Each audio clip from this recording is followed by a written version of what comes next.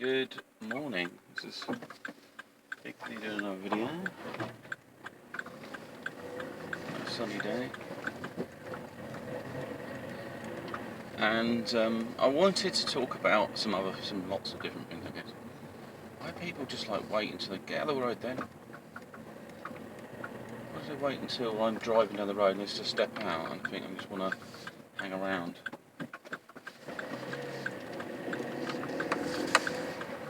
It's just like that actually since lockdown. They've released it a bit. People are kind of a little bit like they're wandering around confused. Like, should I be out? Shouldn't I be out? Stuff like that. It's a bit weird. So yeah, just a bit on the Instasmile.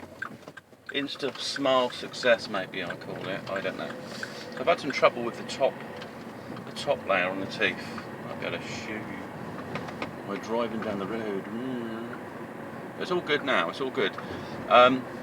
Basically, I had so many failed attempts on it, and I had to buy some materials. And I've done it. This is the second time round. I think, what have I done? They said I didn't mix it right. I thought, how could it not be mixed right? So what I did is I mixed it. These are all my tips. If it passes, then you know it's good tips. If it fails, then don't listen to me. So I mixed it for about a minute, the putty. I put the putty in the fridge for about an hour before I even started.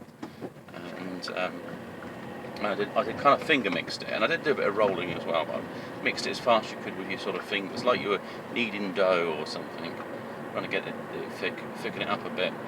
And then I rolled it and squashed it on itself and all sorts. So there's many sort of techniques because it becomes so soft and malleable. And I think that's when I sort of hit that. I thought, there we go. It couldn't be much more mauvey purple if I tried. And so I'd be surprised if it failed because I went, like I say, a solid minute on it. And you can feel it sort of warmed up a bit, and like I say, it became very, very soft. It's like taffy, that kind of would melt in your mouth, that kind of super softness. Or well, I guess in the UK we call them chews. You had a chew and it melted in your mouth, a big chew. So I then put that in the moulding, and I made sure it's levelled off in the moulding, so it's an even amount. Another tip, because they phoned me up and I had a chat with them, and where there's grooves on the front of the mould, I just put my finger in a small amount, so I could just touch that extra tooth, so I could, at least so it doesn't sort of, put it at a funny angle. Get away with this one, yeah, baby. Just driving across the roundabout. The car was slow, so it's fine. And so slide it up in a clean movement, and then afterwards I thought, alright, okay. And then I used the lip, and I pushed around the lips where my teeth are.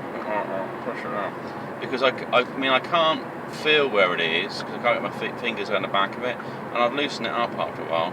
And I think when it's set, it started to loosen up as well. So maybe it was pushing off the teeth, maybe because of the gum line, I don't know. And when I pulled it out, rather than trying to go yank it out, just slowly pull on it. Just apply a bit of a pressure, see if there's any sort of movement, and then just increase that pressure slightly, and then just hold it. Even if it takes a minute to pull the bloody thing out of your mouth, the aim is to pull it out without damaging all the detail in it. Because if you yank it out, there's small bits of the putty or rubber or whatever it stuff is. It's somewhere between sort of that plasticky, rubbery stuff. And because if you damage it, then you've basically got to repeat the same process. And this time I'm only going to send them one into the post and just leave it like that, because I should have just done that in the first place. I just sent them all of them. I thought, well, one of them's got to be right.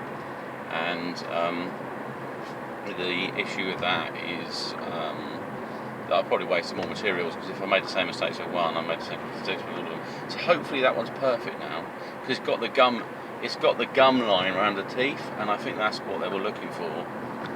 And also what about mixing, so I mixed it as hard as I could, as I mentioned.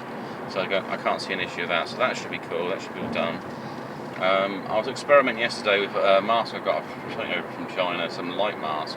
At certain frequencies I can feel it alright, A bit of an odd thing to have if you set it up for sort of like 20 minutes, half an hour on your face, because it's hard to relax with the light, because when it hits a certain light frequency, it's really bright in your eyes. So maybe I have to wear like an eye mask underneath, and then sort of like try to meditate with it. It's like warm my face up. I thought that might be the light, but it could also be just the filaments of the light. You might find it was sort of like burning smell and find it in my own flesh or something. Oh my god. Who knows? But you've got to try different things. I've got acupressure needles to try out at some point, and so I have got some charts anyway. We're going to come across maybe some of these sort of safe points to play around with. You know, like sort of stick it here in your neck or something. Very much be sort of careful how you're operating. So I do lots of study before I do stuff. Some people think, oh look, you've done that, and ooh, it's dangerous. But actually, I've spent a lot of time looking into it before I've even contemplated I could do it. And then I've also got a gut feeling I can do it as well. Because life's about taking some risks. You know, you can't be wrapped in a shell all your life, otherwise you regret never living. Because you say, well, I never did anything. I lived my life like I was a snail. I took everything really slowly, and anything that concerned me, I just went into my shell on, and I never really got out of it. So, you know, you don't want to live like that. You don't want to be a mollusk. And I've got microneedling. I did a bit on my, I did it on my skin. It made me feel a bit pity my skin for a bit. But I think it did work on some scar tissue. I got a kind of mark on my head where I was a kid, and I closed my eyes and I walked into a brick wall. You know, things that you do when you're kids. I was seeing if I could see without using my eyes, or I don't know, estimate distances or something. But it went totally wrong. So yeah, I think that worked on scar tissue. Only thing is, you want to doing stuff like that on your day off, because it might, well, your skin will be sore, might be open to infections, all these sorts of things. And then you want to after treatment of your skin. So the only places I need to do is put a bit of scar tissue here, maybe give it a go on the top of my head, maybe any sort of stretch marks on the belly, just sort of give it a go on that and see if it improves it. But maybe I should be looking for Google pictures of before and afters of people that have used it, rather than just taking people's quotes on it, because you get these beauty therapists like, oh yeah, you should use it all the time, and, you know, they don't bloody use it all the time. Anyway, this is Pixie signing off in this video. Have a great day. Look, see how beautiful I am. Okay, take care, bye.